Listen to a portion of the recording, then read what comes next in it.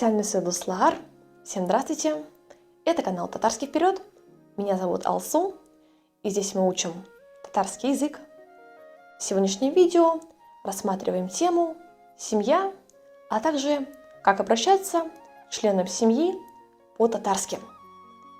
Татарское слово «семья» – это «гаиле», в семье – это «гаиледе». И давайте рассмотрим первые основные слова. Мама – это слово «эни», папа – «эти», бабушка – «эби» и дедушка – «бабай».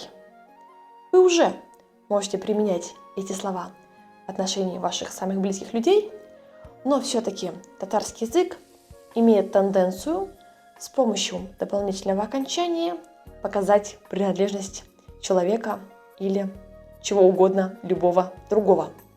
Поэтому чаще моя мама прозвучит как «энием». Мой папа нисколько «эти», как «этием». Моя бабушка «эбием» и мой дедушка «бабаем». Как вы видите, как раз таки окончания «ым» и «ем» дают принадлежность чего-то личного, что это ваши мама, папа, бабушка или дедушка. Давайте рассмотрим простые предложения. Скажем, моя мама очень красивая. Минем энием биг матур. Минем моя, энием мама, биг очень, матур красивая.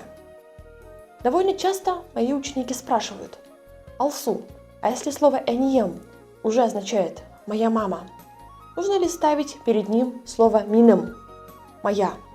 Неужели получится «моя», «моя мама»?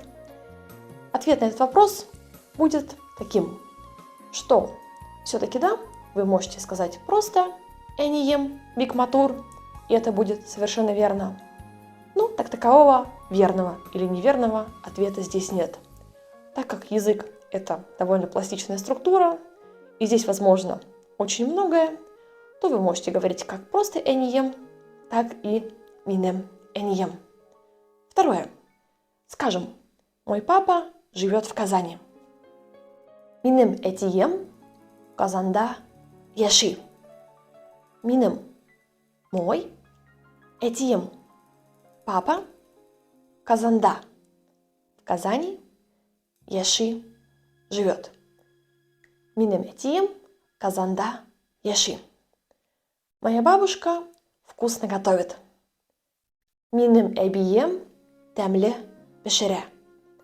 Минем моя, эбием бабушка, темле вкусно, пешере готовит. И четвертое про дедушку. Мой дедушка хороший человек. Минем бабаем яхше кеше. Минем мой бабаем дедушка яхше хороший кеше человек. Ну что ж, с родственниками, самыми близкими людьми мы разобрались.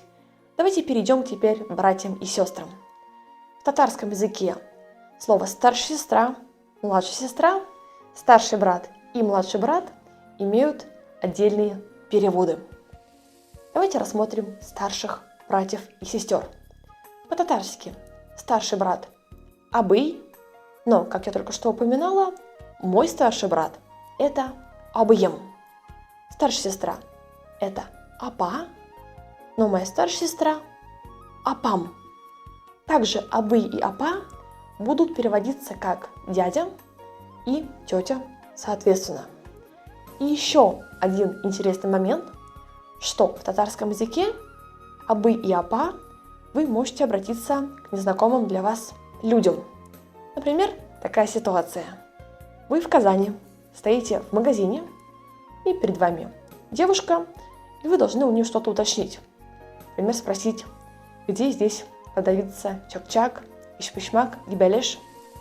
Как обратиться к ней, если ее имени вы не знаете? Для такого случая отлично подходит слово «апа». Таким же образом, юноше, парню, да и мужчине старше вас вы можете сказать «абый». Мы знаем, что у нас всех есть татарские родственники, женщины, которые значительно старше вас, и, возможно, они уже в какой-то степени бабушки. Но слово «эби» в свой адрес они могут не оценить. Какие же они эби? Поэтому в таком случае старших родственниц вы также можете назвать апа. А представленных мужчин в вашей семье, даже которых вы видите, возможно, раз в год, возможно, стоит называть как Фарид абый, Мансур абый, Денис абый и так далее. Ну что ж, а теперь младшие наши братья и сестры. Младшая сестренка – это слово «сингель», но моя младшая сестренка – «синглем». Младший брат – это слово «эне», а мой младший брат – «энем», или кто-то использует вариацию слова «энекеш». И на самом деле, кстати, эти слова вы также можете услышать, например, в свой адрес, когда какой-то, например, мужчина или женщина скажет вам «синглем». И это не значит, что вы напрямую младшая сестренка этому человеку. Это как обращение сестренка, да, или братишка. То есть так люди могут к вам обращаться также. Интересные слова «абый», «апа», «эне» и «сенель», и с ними довольно много сувенирной продукции. Поэтому, если вы заинтересованы в приобретении чего-то интересного для ваших родственников, то можете рассмотреть такой вариант. Друзья, и, конечно, произнесенные мною сейчас все предложения, а также используемые конструкции по грамматике, например, как раз-таки эта конструкция «ем» в конце, все-таки могут казаться для вас немного сложными в том плане, если это, например, ваш самый первый урок татарского языка, с чем я вас поздравляю. А где взять основы грамматики? Как начать учить татарский язык самостоятельно или с преподавателем? Конечно, разумеется, на этот счет у меня есть ответ для вас. Я буду рада выступить вашим окутуще, учителем. Для всех начинающих уже доступен к приобретению мой видеокурс «Татарский язык с нуля», 10 эффективных коротких видеоуроков для постановки грамматики, занимаясь по которому каждый день вы разовьете навык понимания. Также устные видеотренажеры уже в разработке будут доступны чуть позднее. Наш воскресный языковой клуб для учеников с владеющим устойчивым уровнем татарского языка, а также консультация и индивидуальные групповые уроки со мной совершенно любого уровня. Ну что ж, друзья, отлично. Мы разобрались с вами с основными членами семьи и нашими персонажами. Отлично. Викёше. Очень хорошо. Еще одно интересное наблюдение. В татарской семье, даже если ваш брат или сестра старше вас всего на 1 год, например, вашу сестру зовут Алсу, все-таки обращаться Алсу к ней также будет не слишком хорошо. И, скорее всего, родители поставят вопрос так, что вы должны называть ее Алсу апа.